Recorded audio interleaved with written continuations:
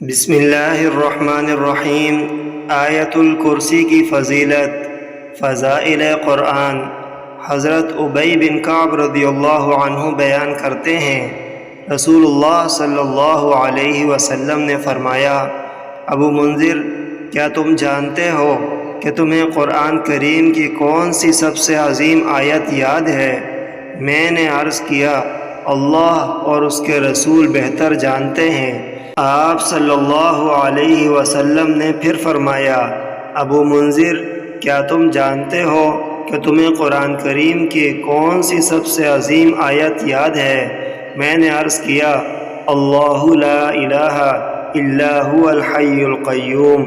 ابی بن کعب رضی اللہ عنہ بیان کرتے ہیں، آپ صلی اللہ علیہ وسلم نے میرے سینے پر ہاتھ مارا اور فرمایا، ابو منذر، تمہیں علم مبارک ہو۔ رواہ مسلم۔